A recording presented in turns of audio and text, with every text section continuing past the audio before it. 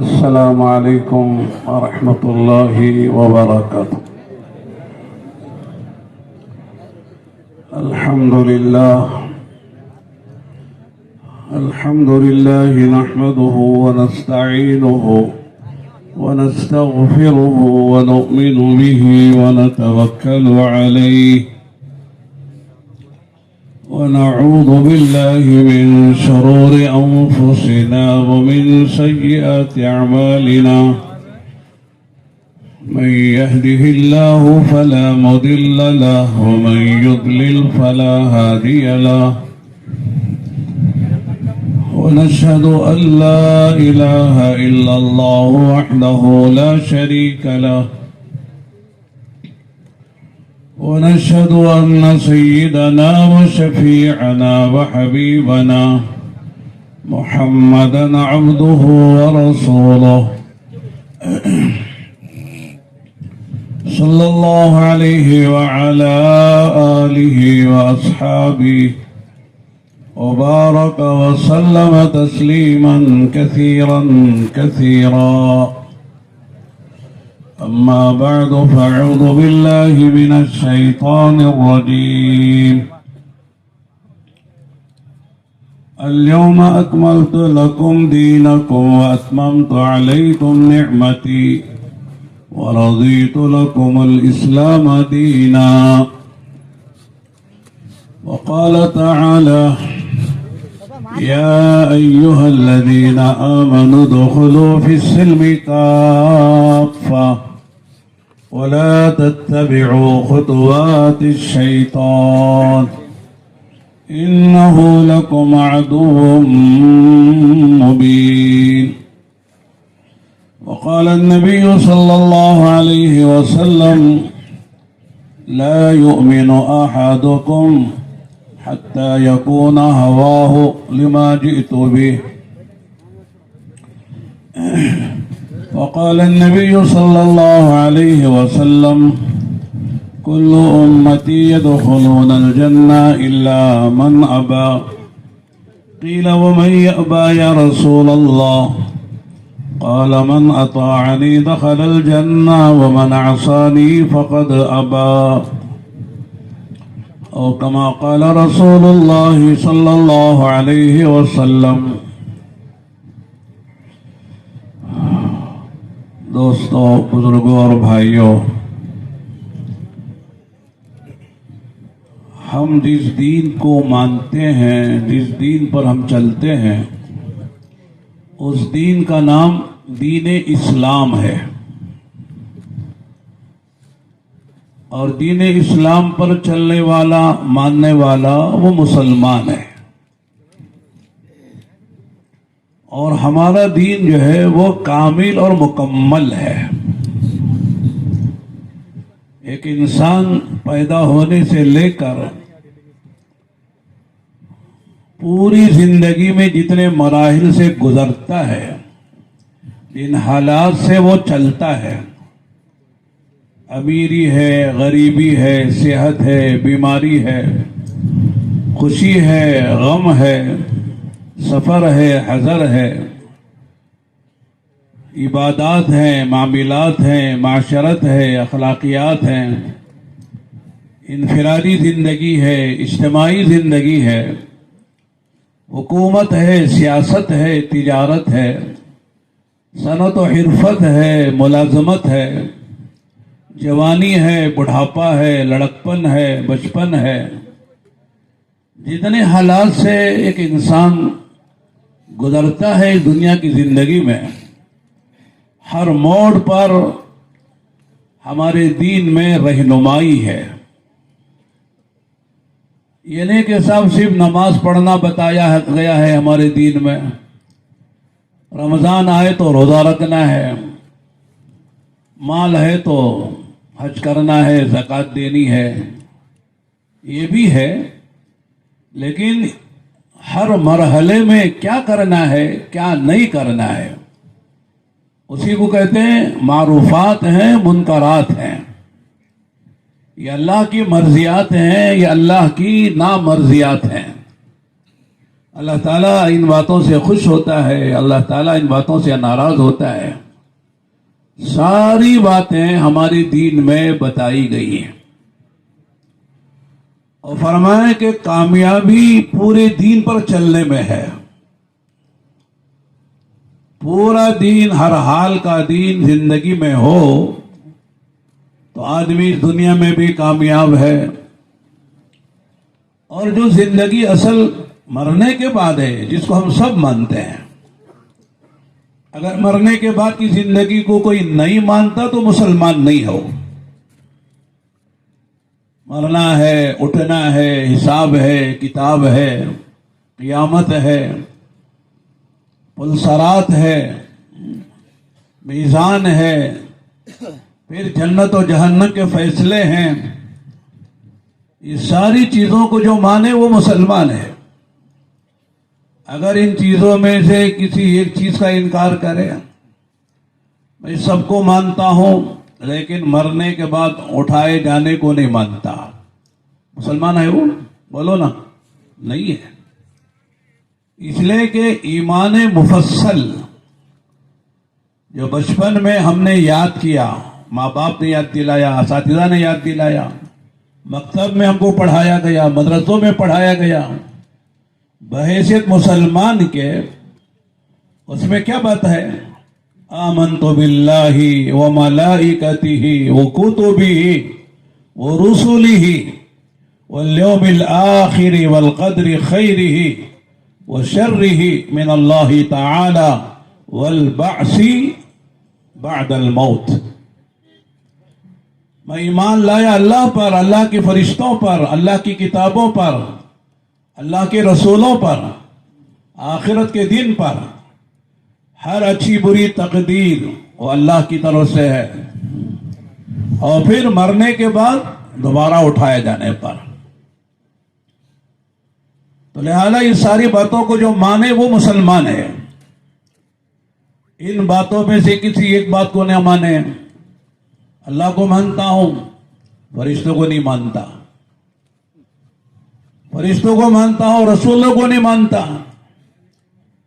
سارے رسولوں کو مانتا ہوں، کسی ایک نبی کو نہیں مانتا، وہ بھی بے ایمان ہے، مسلمان نہیں ہے. قرآن کریم میں 25 نبیوں کا نام ہے. پچھلے جو نبی گزرے ہیں 25 انبیاء علیہ السلام کا نام ہے. باقی نام نہیں ہیں، لیکن سارے نبیوں کو ہم مانتے ہیں. جن کا نام ہم جانتے ہیں ان کو بھی مانتے ہیں، اور جن کو ہم نہیں جانتے، جن کے نام، ان کو بھی ہم مانتے ہیں. اس لیے کہ صرف 25 نبی نہیں آئے، 1.25 لاکھ نبی آئے ہیں. اور پھر ہمارے نبی صلی اللہ علیہ وسلم کے بارے میں ہمارا عقیدہ ہے کہ ہمارے نبی آخری نبی ہیں. بولو ہے کہ نہیں ہے؟ ہمارے نبی کے بعد کوئی نیا نبی پیدا ہوگا؟ نہیں ہے. نیا نبی پیدا نہیں ہوگا، یہ اصل ہے. نبی نہیں آئے گا ایسا نہیں ہے، نبی آئیں گے. عیسیٰ علیہ السلام آئیں گے. وہ نئے نبی نہیں ہیں، وہ پرانے ہیں جو آ کر آسمانوں میں گئے ہوئے ہیں، اللہ نے بلایا ہے. اور قیامت کے قریب جو نشانیاں ظاہر ہوں گی، اچھی بھی بری بھی، جیسے دجال آئے گا، یاجوج ماجوج آئیں گے، دابہ ایک جانور نکلے گا، سورج بجائے مشرق کے مغرب کی طرف سے طلوع ہو جائے گا.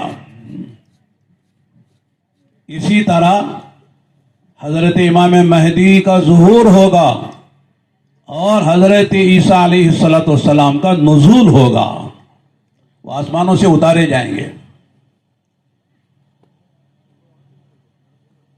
امام مہدی مکے میں پیدا ہوں گے، ان کے والد کا نام عبداللہ ہوگا، والدہ کا نام آمینہ ہوگا، اور پھر ان کا ظہور ہوگا بحیثیت امام مہدی کے. یہ ساری قیامت کی علامتیں ہیں جس کو ہم سب مانتے ہیں. تو اور ہمارے نبی آخری نبی ہیں، خاتم الانبیاء والمرسلین ہیں. ما كان محمد ابا احد من رجالكم ولكن رسول الله وخاتم النبيين وكان الله بكل شيء عليما. قرآن کا اعلان ہے کہ محمد الرسول اللہ صلی اللہ علیہ وسلم یہ خاتم الانبیاء والمرسلین ہیں. لا نبی بعدی ولا امت بعدکم، میرے بعد کوئی نبی نہیں، تمہارے بعد کوئی امت نہیں. نبی آیا تو امت آئے گی نا، نبی نہیں آیا تو امت کہاں سے آئے گی؟ نبی نہیں ہے، نئی امت بھی نہیں ہے.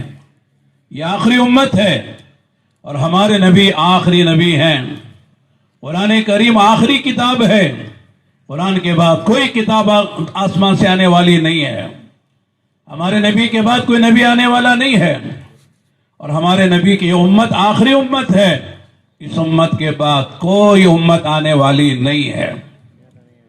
یہ ہمارے عقائد ہیں. عقیدہ جیسے اللہ کے بارے میں عقیدہ اللہ ہے اور ایک ہے، وہ ذات میں صفات میں اکیلا ہے، عبادت اسی کی ہے، اللہ کی غیر کی عبادت جائز نہیں ہے. وَاعْبُدُوا اللَّهَ وَلَا تُشْرِكُوا بِهِ شَيْئًا، اللہ نے قرآن میں فرمایا اللہ ہی کی عبادت کرنا، اس کی عبادت میں کسی کو شریک نہیں کرنا. عقیدہ بھی صحیح ضروری ہونا ضروری ہے. عقیدے میں اگر کوئی گڑبڑ ہو گئی، آدمی چاہے اچھی نماز پڑھتا ہو، روزہ رکھتا ہو، سارے کام کرتا ہو، لیکن عقیدے میں خرابی آ گئی، سمجھ لو کہ وہ مسلمان نہیں ہے. میرے دوستو، وہ بزرگ اور بھائیوں، میں یہ کہنا چاہ رہا ہوں کہ ہمارا دین کامل و مکمل ہے. ہمیں عقائد بھی بتائے گئے، عبادتیں بھی بتائی گئی. 4 بڑی عبادتیں ہیں. روزہ، نماز ہے جو دن میں 5 مرتبہ ہر مسلمان عاقل بالغ پر فرض ہے.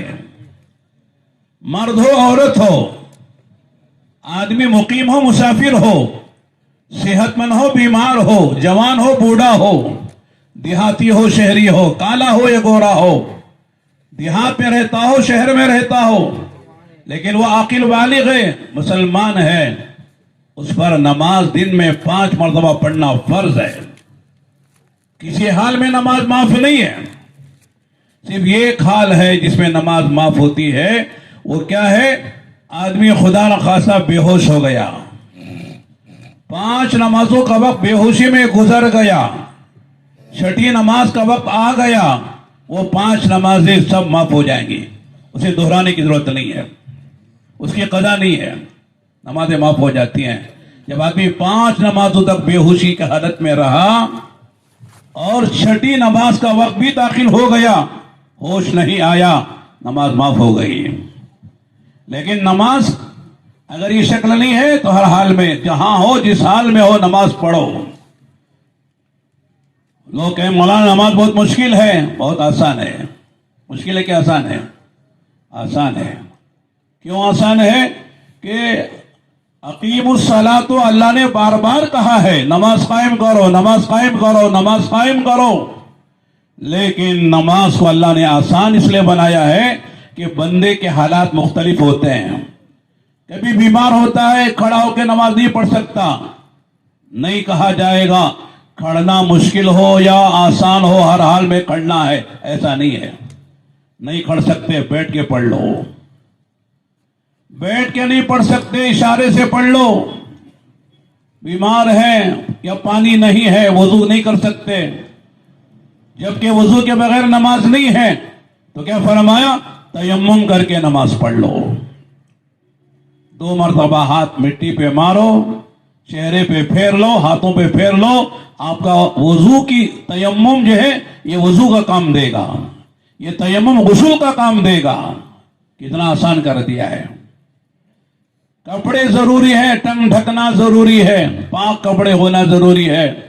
لیکن کبھی خدا نہ خواستہ ایسا ہو گیا کہ میرے پاس پاک کپڑے نہیں، گندے کپڑے ہیں، ان گندے کپڑوں کو دھونے کے لیے پاک پانی بھی نہیں ہے، کیا کرنا؟ انہیں گندے کپڑوں میں نماز پڑھ لو، ہو جاتی ہے. کبھی ایسا ہو، ہم کہتے ہیں ہو سکتا ہے لوگوں کو تعجب ہو کیسے ہوگا، بعض مرتبہ آدمی کو ایسا موقع آتا ہے کہ اس کے کپڑے نہ پاک ہیں نہ ناپاک ہیں، کپڑے ہی نہیں ہیں. کیسے ہوگا مولانا بتائیے ذرا. کوئی آدمی جا رہا تھا راستے میں مسافر تھا، پیدل سفر یا اپنے اونٹ سے، گدھے سے، گھوڑے سے، خچر سے جا رہا تھا، یا اپنے ٹو ویلر سے جا رہا تھا. راستے میں ڈاکوؤں نے پکڑا، گاڑی بھی چھین لی، چیزیں بھی لے لی، اور بہترین کپڑے تھے وہ بھی اتار لیے، ننگا کر دیا. نماز کا وقت آ گیا، کیا کرے گا؟ نماز چھوڑ دے گا؟ فرمایا اسی حال میں نماز پڑھے گا، ننگے ہو کر نماز پڑھے گا. لیکن طریقہ کیا ہے؟ کھڑے ہو کر نماز نہیں پڑھے گا، رکوع نہیں کرے گا، سجدہ نہیں کرے گا، بلکہ بیٹھ کر اشارے سے نماز پڑھے گا. نماز معاف نہیں ہے. قبلے کی طرف رخ کرنا فرض ہے. قبلے کا پتہ ہو، قبلے کی طرف رخ کرنا فرض ہے. اگر آدمی کو معلوم ہے قبلہ ادھر ہے لیکن ادھر ادھر کر کے نماز پڑھ، نماز نہیں ہوگی. لیکن بعض مرتبہ ایسا بھی ہو سکتا ہے کہ آدمی سفر میں تھا، اسے قبلے کا پتہ ہی نہیں چل رہا، بادل ہے، روشنی نہیں ہے، کوئی بتانے والا بھی نہیں ہے، کمپاس بھی نہیں ہے جسے قبلہ دیکھ لے. تو کیا فرمایا؟ اپنے دماغ پر زور ڈالو. اس کو ہمارے کہتے ہیں تحری کرنا، تحری.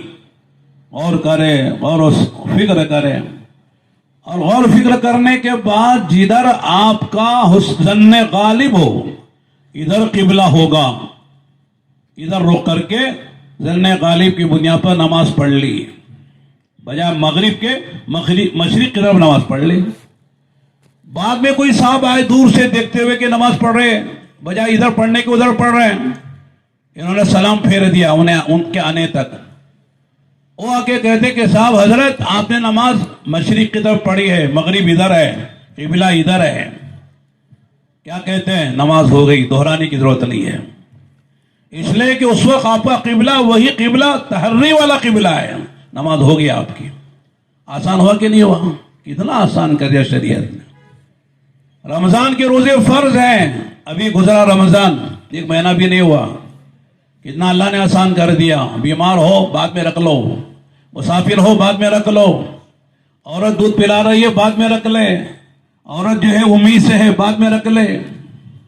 کوئی آدمی بہت بوڑھا ہے، روزے رکھنے کی طاقت ہی نہیں ہے، آئندہ بھی نہیں، اب بھی نہیں ہے، فدیہ دے دے. کوئی آدمی اتنا بیمار ہے کہ صاحب آگے بیماری سے چنگا ہونا، صحت مند ہونے کا کوئی جو ہے صورت نہیں ہے، فرماتے وہ بھی فدیہ دے دے. اللہ نے آسان کیا کہ نہیں کیا؟ روزہ مشکل نہیں ہے، رات بھر کھاتے رہو، سورج غروب ہونے سے لے کر صبح صادقہ کھانا ہی کھانا ہے، بس چند گھنٹے بھوکا رہنا ہے. اللہ نے آسان کیا. زکوٰۃ فرض ہے، ہر مسلمان پر نہیں ہے. جو صاحب نصاب ہے اور سال گزر رہا ہے، اس کے حاجات اصلیہ سے وہ مال بچا ہوا ہے، اس میں سے 1000 میں سے آپ کو 25 روپے دینا ہے، 2.5%. لاکھ روپے ہیں، فرمایا کہ صاحب آپ کو 40 لاکھ روپے آپ کے پاس ہیں، صرف 1 لاکھ روپے دینا ہے. کتنے دینا بولو؟ 1 لاکھ روپے دینا، باقی سب آپ کے ہیں. اور زکوٰۃ دینا کسے ہے؟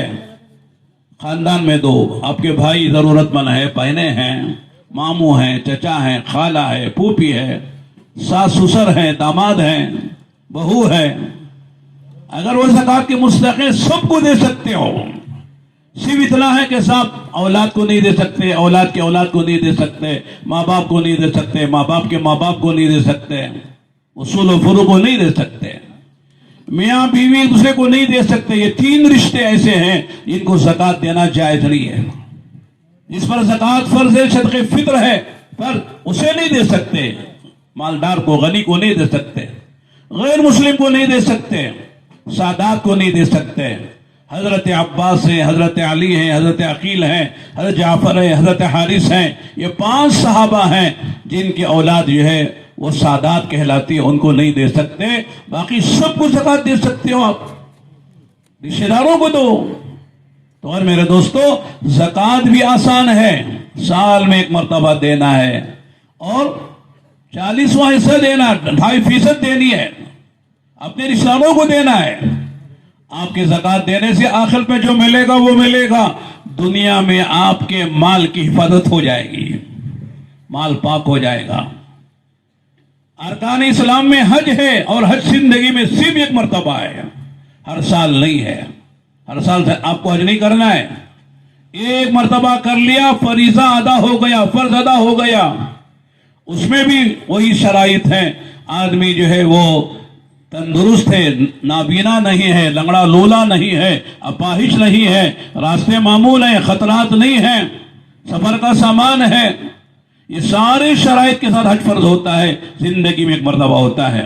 دین آسانی کی نہیں ہے. ارے بولو، آسان ہے نا، لیکن مشکل کیوں ہو گیا ہے؟ اس لیے کہ دو وجہ سے مشکل ہے. یہ جانتے نہیں ہیں. جو چیز آدمی نہیں جانتا نا، سیکھتا نہیں، وہ آسان بھی مشکل ہے. تیرنا آسان ہے کہ مشکل ہے؟ بولو، آسان ہے. بچے تیرتے ہیں، یہاں ڈوبتے ہیں وہاں نکلتے ہیں. اور جو آدمی تیرنا نہیں سیکھا ہے، جہاں گرا وہی اندر چلا جاتا ہے. پتھر کی طرح تیرتا ہے. پتھر کیسے تیرتا ہے؟ اوپر ڈالو تو اندر چلا جاتا ہے. جو نہیں سیکھا مشکل ہے، سیکھ لیا آسان ہے. میں ایک اور مثال دیتا ہوں سمجھنے کے لیے. سائیکل چلانا آسان ہے کہ ہوائی جہاز اڑانا آسان ہے؟ بولو، ارے بولو نا آپ بھی کچھ. ہوائی جہاز اڑانا مشکل ہے، سائیکل آسان ہے نا. اگر کوئی پائلٹ جس نے سائیکل نہ سیکھی ہو، جو ماشاءاللہ ایک بر اعظم سے دوسرے بر اعظم جاتا ہے، یہاں سے آسٹریلیا جاتا ہے، انگلینڈ جاتا ہے، برطانیہ جاتا ہے، امریکہ جاتا ہے، انگلینڈ جاتا ہے، لندن جاتا ہے، ایک ہی 15 گھنٹے 16 گھنٹے اڑاتا ہے. لیکن وہ پائلٹ کو اگر آپ سائیکل نہ سیکھی ہو تو چلائے گا سائیکل؟ وہ ایسا نہیں. آپ کہیں ہوائی جہاز اڑاتے ہو، کتنا شاندار، ہاں کیسے تمہارا ٹیک اپ ہے، کیسے لینڈنگ ہے تمہاری، صاحب واقعی لگتا ہے کہ واقعی آپ پائلٹ ہو، ذرا سائیکل چلاؤ نا. کہتے ہیں نہیں، میں نے سیکھی نہیں ہے. وہی سائیکل بچوں کو تو ہمارے جو سیکھ لیا ہے کیسے چلاتا ہے؟ ہاتھ چھوڑ کے چلاتا کہ نہیں چلاتا ہے؟ اگلا پہیا اٹھا کے بھی چلاتا ہے، 2-4 بچوں کو بٹھا کے چلاتا ہے، اور سرکس دکھاتا ہے کہ دیکھو کیسے کیسے چلاتا ہوں. تو بچہ چلا رہا ہے، پائلٹ نہیں چلا رہا ہے. کیوں؟ پائلٹ نے سیکھی نہیں ہے اور بچے نے سیکھ لی ہے، آسان ہو گیا ہے. ہم نے دین سیکھنے کے لیے وقت نہیں دیا ہے. دین سیکھا ہی نہیں ہے تو دین مشکل ہے. حالانکہ قرآن میں اللہ فرماتے، حدیثوں میں آتا ہے کہ الدین یسر، دین بہت آسان ہے. لا یکلف اللہ نفسا الا وسعها. اللہ تعالیٰ نے دین کو آسان کیا ہے، اور اللہ تعالیٰ ہر بندے سے بندی سے اتنا ہی کرنے کو کہتے ہیں جتنا وہ کر سکتا ہے. جس پر مالدار نہیں ہے زکوٰۃ نہیں ہے، مالدار نہیں ہے اس پر حج نہیں ہے، بیمار ہے اس کے لیے جو رمضان کا روزہ رمضان ہی میں رکھنا فرض نہیں ہے، بعد میں رکھ سکتا ہے. بہت آسان ہے ہمارا دین. دین کو ہم نے سیکھا نہیں ہے، اس لیے دین مشکل ہو گیا ہے. عبادتوں کا یہ حال ہے تو میرے دوستوں، ہمارے معاملات کا کیا حال ہے، ہماری معاشرت کا کیا حال ہے، ہمارے اخلاق کا کیا حال ہے، ہم جانتے ہیں. دین جس طرح عبادت کا نام ہے، معاملات کا بھی نام ہے. حسن معاملہ کسے کہتے ہیں؟ حسن معاملہ کے معنی یہ ہیں کہ کسی کا کوئی حق ہم پر باقی نہ رہے، نہ مالی ہو نہ جانی ہو، کوئی حق ہم پر باقی نہ رہے. ہر ایک حق ہم مرنے سے پہلے دے دیں. کسی کا قرضہ کھا کے مر گئے، حدیث میں آتا ہے اگر کوئی مسلمان کسی مسلمان یا کسی کا بھی قرض لے کر مر جاتا ہے، حدیث میں آتا ہے کہ اللہ کے نبی علیہ السلام پوچھتے تھے اس کے ذمے کسی کا قرضہ تو نہیں ہے؟ اگر بتایا جاتا نہیں ہے تو آپ نماز جنازہ پڑھاتے. اگر بتایا جاتا قرضہ ہے تو آپ فرماتے تم پڑھ لینا، میں نہیں پڑھاتا. اگر کوئی صحابی اپنے ذمے لیتا اللہ کے نبی اس کا قرضہ میں ادا کروں گا، تو اللہ کے وسلم اس کی نماز جنازہ پڑھاتے. اسے فرمایا قرضہ لینا تو ٹھیک ہے لیکن لے کر دینا ضروری ہے. بہت سے لوگ کہتے ہیں قرضہ ملا تو چوری کو کیوں جانا. لوگ قرضے لے کے کھاتے رہتے ہیں. ہمارے قاری ظہیر صاحب رحمۃ اللہ علیہ تھے، وہ فرماتے تھے قرضہ لے لیا، مانگنے والا مانگنے کے لیے آیا تو آستین چڑھا لیتا ہے، دیکھ آئندہ نہیں آنا. بیچارہ ڈر کے ہمارے چلا جاتا ہے، پھر آتا ہے تو ہاتھ اٹھاتا ہے، پھر چلا جاتا ہے. تیسری مرتبہ آیا تو کہتا ہے آئندہ آؤ گے پیدل آئے ہو، جنازے پر جانا پڑے گا. चारपाई पे जाना पड़ेगा। अब बेचारा डर के मारे पूछता ही नहीं है। कर्जा लेके लोग खा जाते हैं दूसरों का माल, देने का इरादा नहीं होता है। तो मेरे दोस्तों, अल्लाह के यहां देना पड़ेगा। अल्लाह ताला किसी का हक जो है यानी कोई नहीं देता है, अल्लाह फरमाते मेरे बंदे कोई मसला नहीं, मैं दिलाता हूं। और वहां दिलाने के लिए पैसा नहीं है, डॉलर नहीं है, रुपया नहीं है और कोई सिक्का नहीं है। वहां क्या देंगे? हमारी नेकियां दूसरों को दे दी जाएंगी। हमने जो नमाज पढ़ी है, रोजे रखे हैं, तबलीग में चिल्ले 4 महीने गए हैं, उसका जो सवाब हमको मिला है, ये सारा सवाब दूसरों को दे दिया जाएगा। इसलिए मेरे दोस्तों, आदमी इसकी कोशिश करे कि किसी का कोई हक मेरे जिम्मे ना हो। मौत से पहले पहले हर एक का हक अदा कर देने की फिक्र हो। आदमी ताजिर है, बहुत अच्छी बात है, तिजारत करे, लेकिन तिजारत में डंडी ना मारे, कम ना तोले, एक माल दिखाकर दूसरा माल ना बेचे। अल्लाह के रसूल तशरीफ लाए तो देखा एक जगह जो गल्ला पड़ा हुआ था, तो गल्ला का ढेर था, आपने उसमें हाथ डाला तो देखा अंदर गीला है, ऊपर सूखा है। तो आपने फरमाया कि मन गश्शना फलैसा मिन्ना, जो धोखा दे वह हम में से नहीं है। ऊपर सूखा गल्ला है लोगों को दिखाने के लिए, अंदर गीला है, वो इस तरह बेचने वाला ये धोखा देने वाला है। ऐसा धोखा देने वाला हम में से नहीं है। कारोबार कीजिए, मुलाजिमत कीजिए, जो भी चाहे माल कमाने के जराए इख्तियार कीजिए, लेकिन किसी को धोखा नहीं देना, किसी का माल नहीं खाना, किसी को कम तोल कर नहीं देना। बड़ी कुर्सी पर आप बैठे हुए ऑफिसर हैं, आपके जिम्मे है आने वालों का काम करके देना, और आपको तनख्वाह सैलरी मिलती है आप जो काम करते हैं उस पर, लेकिन आने वाले से आप जो है रुश्वत लेते हैं। कहते भाई आपका काम होगा, साइन करेंगे, लेकिन आपको इतने 1000 रुपए देने पड़ेंगे। बेचारा मजबूरी में देता है, देना नहीं चाहिए, उसे नहीं लेना चाहिए, लेकिन बेचारा इसलिए दे रहा कि साहब नहीं देंगे तो काम करेगा नहीं ऑफिसर। ये हदीस में आता है अर्राशी वल मुर्तशी किलाहुमा फिन्नार, रुश्वत लेने वाला देने वाला दोनों जहन्नम में जाएंगे। इसलिए मेरे दोस्तों, हुस्न मामिलात पे हुस्न के माने क्या है कि हमारे ऊपर किसी का हक ना रहे, दुनिया से जाए तो पाक साफ होकर जाए, किसी का हक लेकर ना मरे। बहुत से लोग जो है बाप के इंतकाल के बाद भाई मिलकर बाप की जायदाद तकसीम कर लेते हैं, बहनों को हिस्सा नहीं देते। ये भी बड़ा गुनाह है। फरमाया क्या कहते हैं, अब्बा ने शादी के मौके पर अब हमारी बहनों को, अपनी बेटियों को, उन्हें जहेज में ये दिया था, जोड़े में ये दिया था और फला में ये दिया था, लिहाजा उनका हक अदा हो गया है। ऐसी बात नहीं है। जिंदगी में जो बाप दे रहा है उसका हिसाब नहीं है। ये बात अलग है कि बाप को चाहिए कि जब वो जिंदगी में अपनी औलाद को दे रहा है तो बराबर सराबर दे, किसी को कम देना, किसी को ज्यादा देना, ये सही नहीं है। एक सहाबिया ने अपने शौहर से कहा, उसका खास बच्चा था और उससे पहले शौहर का था शायद, उसने कहा आप मेरे इस बच्चे को गुलाम दें। तो उन्होंने कहा दिया, मैंने दे दिया फला गुलाम। तो कहा कि नबी को इस पर गवाह बनाओ कि तुमने मेरे बच्चे को गुलाम दिया है। वो साहबी लेकर आए, अल्लाह के नबी मैंने अपनी इस बेटे को गुलाम दिया है, हिबा किया है, आप इस पर गवाह रहे। आपने क्या फरमाया, कितने बच्चे हैं? उन्होंने बताया इतने बच्चे हैं। कहा हर बेटे को गुलाम दिया है? क्या नहीं दिया है? तो आपने फरमाया मैं जुल्म पर गवाह नहीं बनता। एक बेटे को दिया, बाकी बेटे को नहीं दिया जिंदगी में, ये जुल्म है, हम इस पर गवाह नहीं बनते हैं। जिंदगी में आदमी अपनी औलाद में कोई चीज दे तो सबको बराबर सराबर देना चाहिए।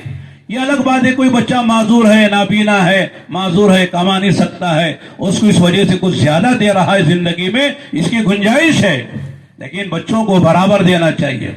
जिंदगी में जो दिया है उसका हिसाब नहीं है। मरने पर जितना बाप का वरासत में माल है किसी भी शक्ल में, मकानात की शक्ल में, सेडों की शक्ल में, रुपया पैसे की शक्ल में, सवारी की शक्ल में, सब में सारी औलाद का बराबर हिस्सा है। शरीयत से पूछो, लड़का है तो 2 हिस्से हैं, लड़की को 1 हिस्सा है, लेकिन मिलेगा उसे। بہت سے لوگ دیندار بھی ہوتے ہیں، جماعتوں میں بھی چلتے ہیں، حاجی بھی ہوتے ہیں، لیکن مرنے کے بعد برابر وراثت تقسیم نہیں ہوتی ہے۔ فرماتے ہیں یہ گناہ کبیرہ ہے، قیامت پہ حساب دینا پڑے گا، معاملات کی صفائی ضروری ہے۔ آدمی ایسی پاکیزہ زندگی گزارے، مرنے کے بعد کوئی یہ نہ کہے کہ صاحب اس کے ذمہ میرا اتنا قرضہ ہے، اس کے ذمہ میرا اتنا مال ہے، اس کے ذمہ میرے فلاں اتنا حق ہے، کوئی نہ کہہ سکے۔ ایسی پاک صاف زندگی گزارنا میرے دوستوں یہ مسلمان کی ذمہ داری ہے۔ اسی طرح حسن اخلاق ہیں۔ حسن اخلاق کیا ہے؟ کہ ہماری ذات سے دوسروں کو نفع پہنچے۔ اخلاق کا اعلیٰ پیمانہ یہ ہے ہماری ذات سے دوسروں کو نفع پہنچے، احسان کے ساتھ زندگی گزارے، عدل کے ساتھ زندگی گزارنا یہ حسن معاملہ ہے، اور احسان کے ساتھ زندگی گزارنا یہ حسن اخلاق ہے کہ لوگوں کو ہماری ذات سے، ہماری جان سے، ہمارے مال سے اور ہمارے علم سے، ہماری طاقت سے، ہماری جوانی سے لوگوں کو نفع پہنچے۔ لوگ کہتے ہیں اخلاق کا آدمی ہے، غریبوں کے کام آتا ہے، بیواؤں کے کام آتا ہے، پڑوسوں کے کام آتا ہے، رشتہ داروں کے کام آتا ہے۔ ہر ایک کو اپنی جان سے، اپنے مال سے، اپنی طاقت سے، اپنے وقت سے نفع پہنچانا فرماتے حسن اخلاق ہے۔ اخلاق کے ساتھ پیش آؤ۔ فرماتے قیامت کے میدان میں آدمی کے سارے اعمال میں نماز، روزہ، حج، زکوٰۃ، تبلیغ، جہاد، سب سے زیادہ وزنی جو ہوگا اس کے حسن اخلاق ہوں گے۔ حسن اخلاق کا وزن سب سے زیادہ ہوگا۔ تو آدمی اخلاق کے ساتھ دنیا میں جیے، لوگ اسی کو یاد کرتے جو اخلاق کے ساتھ دنیا سے جاتا ہے۔ بد اخلاقی کی زندگی گزار کر اور لوگوں کو اذیت پہنچا کر دنیا سے مرتا ہے، جاتا ہے، لوگ خوشی مناتے ہیں، اچھا ہے ایک ظالم مر گیا، ایک ظالم کم ہو گیا۔ لوگ کوئی یاد نہیں کرتے، کوئی سال ثواب بھی نہیں کرتے۔ تو اور لمبی بات ہے، آخری جو بات وہ ہے حسن معاشرت، یعنی ہمارا رہن سہن ایسا ہو۔ میری بیوی ہے، میرے بچے ہیں، میری ساس ہے، میری بہو ہے، میرے داماد ہیں، میرے بھائی بہنیں ہیں، سب کے ساتھ اس طرح رہیں کہ صاحب ہمارے کسی زبان کے بول سے، ہمارے جسم کے کسی عمل سے کسی کو تکلیف نہ ہو، اذیت نہ ہو۔ زبان سے گالی دینا، زبان سے تان تشنی کرنا، زبان سے کسی کا مذاق اڑانا، ہاتھ دکھا کے کسی کو گڈھا بتانا، لمبا بتانا، کوئی بھی ایسا کام جس سے کسی کے دل آزاری ہوتی ہو، میرے دوستو یہ منع ہے، یہ اسلام میں منع ہے۔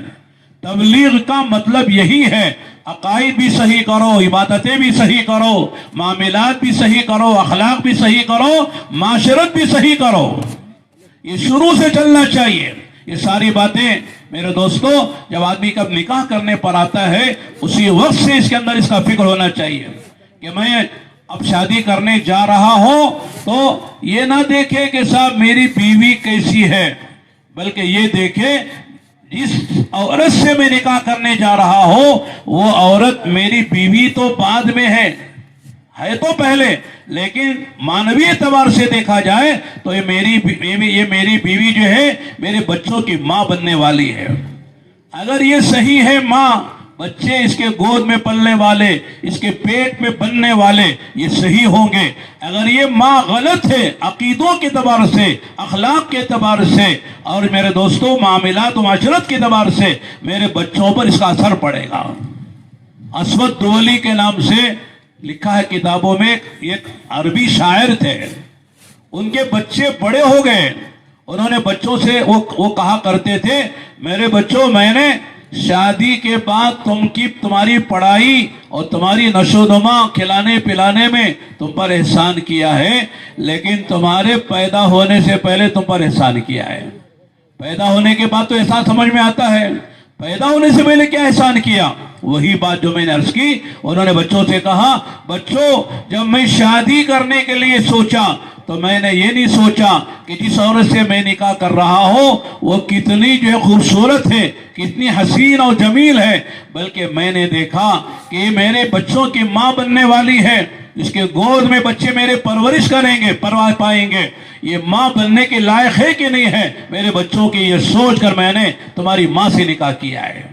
تو معلوم ہے کہ آدمی کو دین کو بنیاد بنا کے نکاح کرنا چاہیے، حدیث میں آتا ہے تنکح المرأة لأربعین لمالها ولجمالها ولحسبها ولدینها فاصبر بذات الدین تربت یداک. کیا پیارا اصول بیان کیا آقا نے. آدمی نکاح کرتا ہے تو حسن و جمال کو دیکھ کر نکاح کرنے والے بھی ہیں، مال و دولت کو دیکھ کر نکاح کرنے والے ہیں، خاندانوں کی اونچی اور جو شہرت کو دیکھ کر نکاح کرنے والے ہیں، اور کچھ لوگ وہ ہیں جو دین کو اخلاق کو بنیاد بنا کے نکاح کرنے والے ہیں. فرمایا فاصبر بذات الدین، اگر کامیاب ہونا چاہتا ہے نکاح کر کے تو فرمایا دیندار عورت سے نکاح کر کے کامیاب ہو جا. فرمایا کہ صرف مال کو بنیاد بنایا، دین کو نہیں دیکھا، کامیابی نہیں ملے گی. صرف حسن و جمال کو دیکھا، دین کو نہیں دیکھا، کامیابی پوری نہیں ملے گی. صرف خاندانوں کی شہرتوں کو دیکھا، دین کو بنیاد نہیں بنایا، کامیابی نہیں ملے گی. لیکن دین کو بنیاد بنایا، مال ہے یا کم ہے، خوبصورتی ہے یا کم ہے، اس طرح شہرت ہے یا نہیں کم ہے، کچھ بھی ہوگا، لیکن دین کو بنیاد بنا کے نکاح کیا ہے بس کامیاب ہو جاؤ گے. دنیا میں جو نکاح کا مقصد ہے آدمی کو سکون ملے، راحت ملے، عزت ملے، چین ملے اور نیک نامی ملے، نیک اولاد پیدا ہو، دنیا میں نیک نامی کا ذریعہ بنے، آخرت میں نجات کا ذریعہ بنے. یہ ساری چیزیں ملے گی اگر دین کو بنیاد بنا کے نکاح کیا ہے. اس لیے میرے دوستو نکاح بھی ہو رہے ہیں اس محفل میں، تقریباً 30-31 نکاح ہو رہے ہیں. لہذا ماشاءاللہ بہت اچھی بات ہے، اس طرح کی محفل میں نکاح ہونا چاہیے. دین کو بنیاد بنا کے نکاح ہو رہا ہے اور نکاح سادگی کے ساتھ ہو رہا ہے. فرمایا اعظم النکاح برکتاً ایسرہ مؤونہ، برکت والا نکاح وہ ہے جس میں سادگی ہو. سادگی کے معنی کیا ہے؟ اسراف نہ ہو، تبذیر نہ ہو، فضول خرچی نہ ہو، بے حیائی نہ ہو، بے شرمی کی باتیں نہ ہو، دکھلاوا نہ ہو. اللہ نے دولت دی ہے، دولت کا استعمال ضرور کریں، لیکن نکاح میں دولت نہ دکھائیں. نکاح میں صرف 2 خرچ ہیں. ایک مہر ہے جس کا دینا ضروری ہے، اور مہر بھی اتنا باندھو جو آسانی سے دے سکتے ہو، بالکل اتنا کم بھی نہیں کہ صاحب 5 روپے 10 روپے مہر باندھ لیا، یہ بھی غلط ہے. 5-10 لاکھ مہر باندھ لیا، یہ بھی غلط ہے، اس لیے کہ دینا نہیں ہے. اتنا باندھو جو آسانی سے دے سکتے ہو، اور اس میں بھی سہولت شریعت دیتی ہے. نقد دے دو، چاہے پیسے کی شکل میں دو، چاہے زیور کی شکل میں دو، کپڑے کی شکل میں دو، لیکن دینا ہے. نقد دے دو تو اچھی بات ہے، نقد نہیں دے سکتے، سہولت نہیں ہے، بعد میں بھی دے سکتے ہیں. اس لیے ہمارے مہر کی 2 قسمیں ہیں. ایک مہر معجل ہے عین سے، ایک مہر معجل ہے حمزہ سے. معجل کے معنی نقد دینا، اور معجل حمزہ کے معنی ہوتے ہیں تاخیر، ادھار دینا. اب نہیں 2-4 مہینے کے بعد، 6 مہینے سال کے بعد دے، لیکن دینا ہے وہ. یعنی کہ صاحب طے کر لو، دینا تو ہے نہیں، بعد میں دیکھیں جب پوچھنے آئے تو اور بیچاری عورت منہ ماری کہاں پوچھتی ہو، پوچھتی نہیں ہے. ایسے مرد کھا کے مر جاتے ہیں، مہر ادا نہیں کرتے ہیں. غلط بات ہے، مہر دینا ہے. تو اور میرے دوستوں آسان کر دیا شریعت نے. دوسرا خرچ کیا ہے؟ ولیمہ کرو. ولیمہ بھی اتنا آسان ہے. ابھی نکاح ہو رہا ہے، جائیے مغرب عشاء کے بعد جا کے ولیمہ کر لیجئے. کل ولیمہ کر لو، دوپہر میں کر لو، کل رات میں کر لو، ولیمہ ہو گیا. ساری دنیا کو جمع کرنا اور سب کو بتانا اتنا بڑا ولیمہ ہم نے کیا، فرماتے اس کی ضرورت نہیں ہے. میں ایک عام طور سے ایک بات سناتا ہوں اس موقع پر. حضرت قاری طیب صاحب رحمۃ اللہ علیہ ہمارے بزرگوں میں تھے، ابھی ماضی قریب میں حضرت کا انتقال ہوا ہے. 50 سال تک دارالعلوم دیوبند کے محتمم رہے ہیں. اللہ نے بڑا علم دیا تھا. ان کا ایک بیان ہے، حضرت نے فرمایا کہ ہمارے یو پی میں مظفر نگر ایک ضلع ہے، وہاں ایک صاحب نے اپنے بچے کا نکاح کیا اور ولیکہ میں ولیمہ کیا. ولیمہ کرنا تھا 1 وقت کا یا 2 وقت کا، زیادہ 1 ہفتے ولیمہ، اور پورے ہر دن 2 وقت کا ولیمہ. کتنے ہو 1 ہفتے میں؟ 2 والے تو 14 وقت کا ولیمہ ہوا. اور وہ بھی شاندار، زوردار، بریانی، مرغیاں، میٹھے. اور صرف آنے والوں کے لیے نہیں، جو نہیں آ سکے ان کو بھی بھیجا گھوڑا گاڑیوں میں، بیل گاڑیوں میں بھر کے. پورے ضلع میں ماشاءاللہ دھوم مچ گئی. اور ماشاء سب کہنے لگے اتنا بڑا ولیمہ آج تک کسی مالدار نے نہیں کیا۔ حضرت فرماتے یہ ولیمہ نہیں تھا بلکہ سنت کا مذاق تھا، یہ ولیمے کا مذاق تھا، دکھلاوا تھا، شہرت تھی، اپنے پیسے کا اور اپنے مالدار ہونے کا گویا کہ اظہار تھا۔ حضرت کے الفاظ تھے، حضرت فرماتے جو خدا دینا جانتا ہے وہ خدا لینا بھی جانتا ہے، خدا دیتا بھی ہے، ناراض ہوتا ہے تو لے میں لیتا ہے۔ چنانچہ اللہ ناراض ہو گئے، ہماری دولت کا غلط استعمال کیا، ہماری نعمت کا دکھلاوے کے لیے استعمال کیا۔ حضرت فرماتے ہیں کہ اس خاندان پر، اس گھرانے پر ایسی مصیبتیں آئی، لگاتار تابڑ توڑ مصیبتیں آئی، چند سال نہیں گزرے اس گھر کے افراد کو ہم نے اپنی آنکھوں سے دیکھا کہ دلی قریب ہے، وہاں سے دلی کی جامع مسجد کی سیڑھیوں پر بھیک مانگ کے کھاتے نظر آتے تھے۔ کسی نے دیا کھایا، کسی نے نہیں دیا نہیں کھائے، اس طرح دن رات گزارتے ہوئے ہم نے اپنی آنکھوں سے دیکھا۔ اس لیے میرے دوستوں، مال کے گھمنڈ میں اور مال کے نشے میں آدمی کو غلط کام نہیں کرنا چاہیے، اللہ کے نبی کی سنت کا مذاق نہیں اڑانا چاہیے، مال کا غلط استعمال کر کے مال اللہ کو ناراض نہیں کرنا چاہیے۔ مال اللہ نے دیا ہے، خرچ کیجیے۔ آپ کے اطراف میں بہت سی بیوہ عورتیں ہیں، ان کی بچیاں ہیں، باپ کا سایہ اٹھ چکا ہے، ان کی شادی کرنے والا کوئی نہیں ہے، ایسے بچوں کی شادی کیجیے۔ بہت سے لوگ بے گھر ہیں، ان کے گھر بنا کے دیجیے۔ بہت سے لوگ بیماری، علاج کا پیسہ نہیں، ان پر علاج کروائیے، ان کا علاج کرائیے۔ بہت سے خاندان میں افراد ہوتے ہیں بیچارے پریشان ہیں، مانگتے نہیں ہیں، عزت کے مارے، غیرت کے مارے، ان پر خرچ کیجیے۔ اللہ کے راستے میں خرچ کر کے دنیا کے کنارے کنارے جائیے، افریقہ کے ملکوں میں 4 مہینے جائیے، وہاں جا کے خرچ کر کے لوگوں پر محنت کر کر آئیے۔ بہت سے ملکوں میں لوگ پریشان ہیں، وہاں جائیے، ان کو دین بھی سکھائیے، ان کی دنیا کی حاجتیں بھی پورا کرتے کیجیے۔ یہ مال خرچ کرنے کا محل ہے۔ حدیث میں آتا ہے 5 سوال ہو گئے قیامت کے دن، زندگی کہاں لگائی، جوانی کہاں کھپائی، مال کہاں کہاں سے خرچ کیا کمایا، اور مال کہاں کہاں خرچ کیا، اور جتنا دین کا علم تھا اس پر کتنا عمل کیا۔ عام طور سے لوگ سمجھتے ہیں مال کمانے میں ہم آزاد ہیں، مال خرچ کرنے میں ہم آزاد ہیں، مال بھی ہمارا ہے، خواہش بھی ہماری ہے، ہم جیسے چاہے خرچ کریں، کون پوچھنے والا ہے؟ ایسا نہیں ہے۔ مال کیسے کمایا، کہاں سے کمایا؟ حلال سے، حرام سے، سچ سے، جھوٹ سے، سود سے، کاروبار سے، کیسے کیسے مال تمہارے پاس آیا ہے، اس کا حساب بھی اللہ کو دینا ہے، کسی دوسرے کو نہیں، اللہ لیں گے حساب۔ اور پھر مال آیا ہے تو کہاں کہاں گیا، وہ کہاں کہاں خرچ کیا آپ نے؟ شادیوں میں خرچ کیا، فضولیات میں خرچ کیا، رسم و رواج میں خرچ کیا، خواہشات میں خرچ کیا، اللہ کی نافرمانی منکرات میں خرچ کیا، دکھلاوے کے لیے خرچ کیا۔ یہ صحیح جگہ خرچ کے اللہ کو راضی کیا ہے، مدرسے میں خرچ کیا، علماء پہ، طلباء پہ خرچ کیا، دعوت کے راستے میں خرچ کیا، بیواؤں یتیموں پہ خرچ کیا، اس کا حساب دینا پڑے گا۔ تو اور میرے دوست اور بھائیوں، ہماری ذمہ داری ہے کہ ہم شادیوں کو سادہ بنائیں۔ 2 چیزیں ایسی ہیں جو ہمارے پاس نہیں تھی لیکن غیروں نے داخل کر دی۔ یہ ایک فضول مال اسراف، جسے کہ اسراف خرچ کرنا، بیکار جگہ مال خرچ کرنا، اور دوسرے بے حیائی ہے۔ بے حیائی کو دشمنوں نے داخل کر دیا۔ ہمارے پاس حیا تھی، بے حیائی آ گئی، فیشن آ گیا۔ ہمارے پاس سادگی تھی، فضول چیزیں، اسراف چیزیں ہمارے پاس آ گئی۔ اس لیے میرے دوستو، شادی میں عام طور سے اسراف بھی ہوتا ہے اور بے حیائی بھی ہوتی ہے۔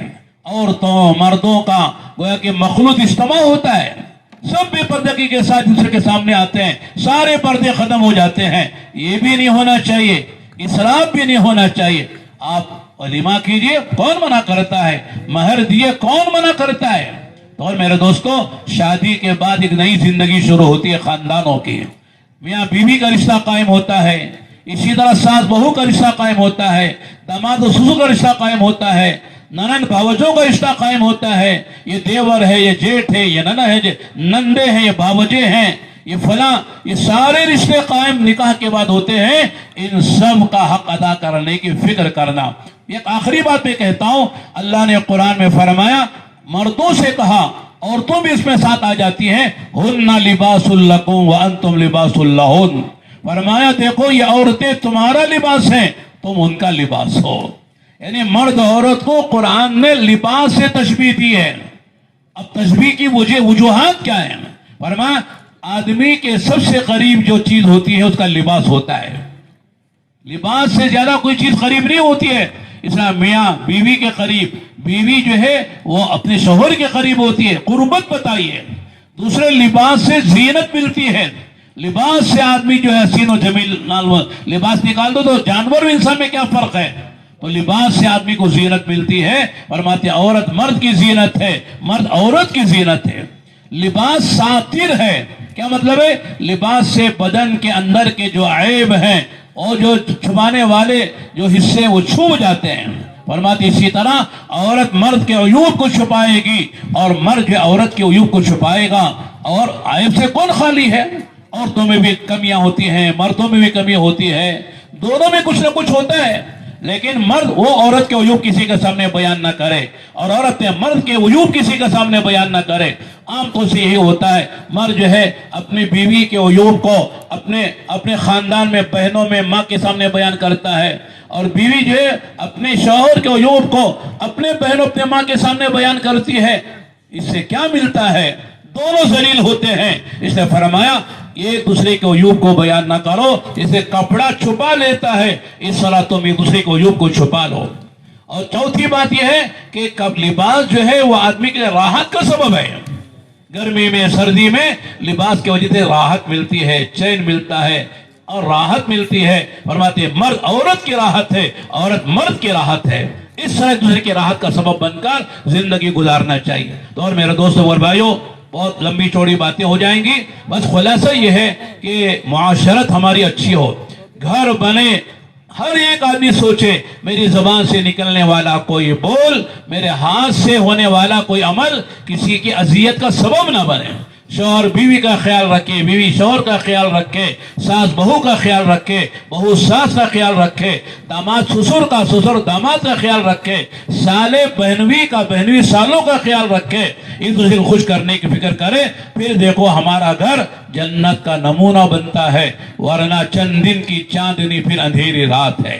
چند دن پیسے کی زور میں ہم نے بہت شاندار، ہم نے غلط کام کر لیے، لیکن چند دن کی وجہ خدا ناراض ہوتے ہیں تو حالات خراب ہو جاتے ہیں. اللہ سے دعا کریں اللہ تعالی ہم سب کو سنت و شریعت کے مطابق اپنی شادیاں اور اپنے بچوں کی شادیاں کرنے کی خدا توفیق عطا فرمائے. کریں گے انشاءاللہ؟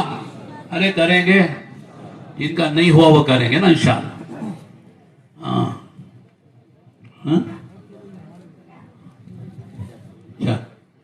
نہیں، ہاں دے بھائی لوگوں خطبے نکاح پڑھنا سنت ہے، لیکن اس کا سننا واجب ہے. آرام سے بیٹھیں اور سنیں.